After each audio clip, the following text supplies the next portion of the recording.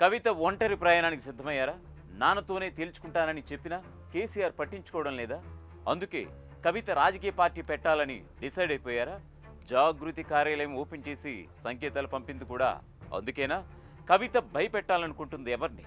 ఇంతకీ భయపడుతుంది ఎవరు? కేసీఆర్ కాళేశ్వరం విచారణ పూర్తవగానే కవితపై యాక్షన్ ఉండబోతోందా?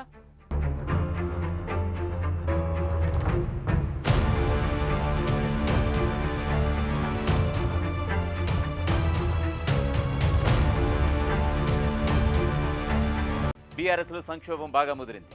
కొద్ది రోజులుగా పార్టీ ముఖ్య నేతలపై ఆమె చేస్తున్న విమర్శలు పెద్ద హాట్ టాపిక్గా మారిపోయాయి. కేసీఆర్కు లేఖ రాయడం, ఆ తర్వాత తాను రాసిన లేఖ బయటపెట్టిన వారి పేర్లు బహిర్గతం చేయాలని డిమాండ్ చేయడం, కేటీఆర్ సహా పార్టీలు ఇతర ముఖ్య నేతలు హరీష్ రావు, సంతోష్లపై మీడియా ఎదురుగా విమర్శలు చేయడంతో కల్వకుంట్ల కవిత పక్కాగా ఓ వ్యూహంతో సాగుతున్నట్లుగా అర్థమవుతోంది. అయితే పార్టీలు ఇమడలేకే ఆమె ఒంటరి పోరుకు సిద్ధమయ్యారని తెలుస్తోంది. మరొకవైపు ఈ పరిణామాలపై పార్టీ అధినేత కేసీఆర్తో పాటు ఇతర నేతలెవరూ నోరు విప్పకపోవడం కోసమేరుపు. ఇలాంటి పరిస్థితుల్లో కవిత తన దారి తాను చూసుకుంటుందేమోనన్న సందేహాలైతే వ్యక్తమవుతున్నాయి.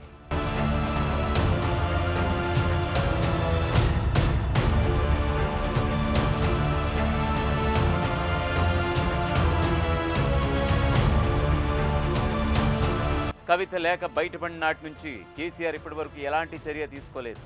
కేటీఆర్, హరీష్ రావులతో మాత్రమే కేసీఆర్ భేటీ అయ్యారు.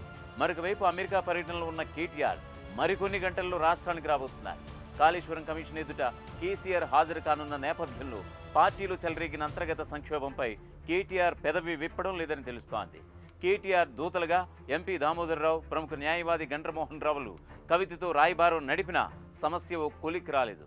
కేసీఆర్తోనే అన్నీ తేల్చుకుంటారని కవిత తెగేసి చెప్పినా నాన్న దగ్గర నుంచి కవితకు ఇప్పటికీ ఎలాంటి కాల్ రాలేదు. దీంతో అసహనంతో ఉన్న కవిత తన పని తాను మొదలుపెట్టినట్లుగా అర్థమవుతోంది. తన జోలికి వస్తే ఊరుకునేది లేదని చెప్పిన కవిత అందుకు తగ్గట్లుగా తన కార్యాచరణ ప్రారంభించారు. కొత్త పార్టీ పెడతారన్న ప్రచారం జోరుగా సాగుతున్న క్షణాన ఉన్న పలంగా తెలంగాణ జాగృతి కార్యాలయం ఏర్పాటు చేసి అందరికీ షాక్ ఇచ్చారు. ఈ ఆఫీసులో పార్టీ పరంగా కేసీఆర్ ఫోటో తప్ప ఇతరత్ర నాయకుల ఫోటోలు ఇవి కనిపించకపోవడం మరింత ఆశ్చర్యానికి గురి చేసింది.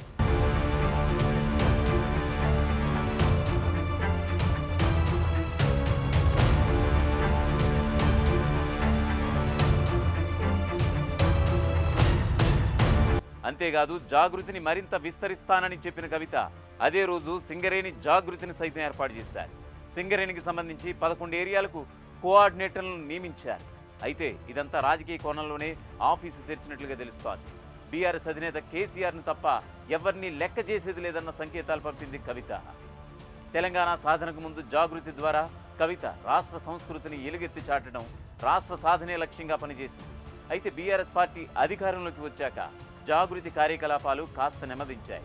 అయితే ఢిల్లీ లిక్కర్ కేసులో కవిత జైలుకు వెళ్లడం, జైలు నుంచి తిరిగి వచ్చాక పార్టీలో తన ప్రాముఖ్యత తగ్గినట్లు అర్థం చేసుకున్న కవిత అందుకు తగ్గట్టు కార్యాచరణ రూపొందించుకుని దూసుకుపోతున్నట్లుగా తెలుస్తోంది.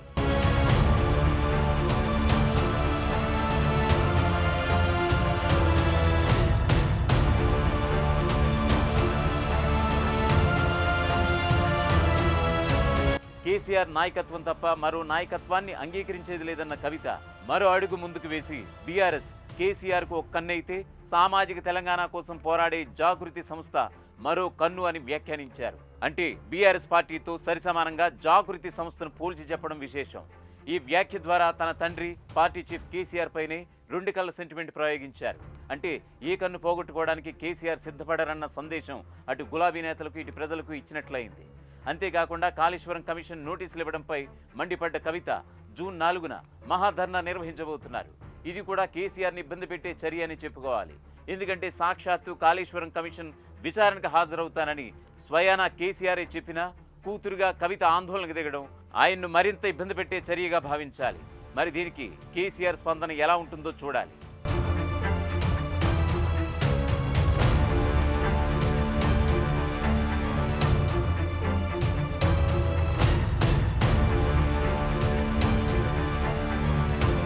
పార్టీ లైన్ దాటి కవిత మాట్లాడుతున్నా కేసీఆర్ పట్టించుకోవడం లేదంటే కూతురు కాబట్టి సైలెంట్ అయిపోయారు.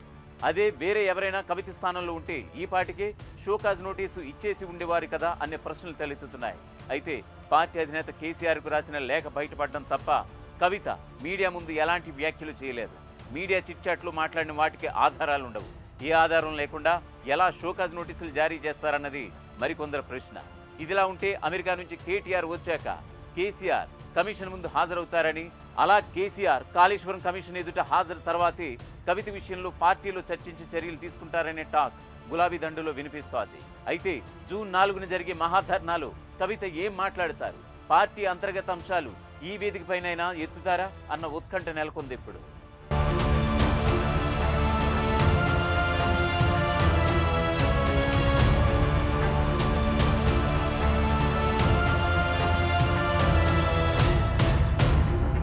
ప్రపంచంలో ఏ మూల ఏ క్షణం ఏం జరుగుతుందో వేగంగా తెలుసుకోవడానికి తొలి వెలుగు వాట్సాప్ ఛానల్ని ఫాలో చేయండి.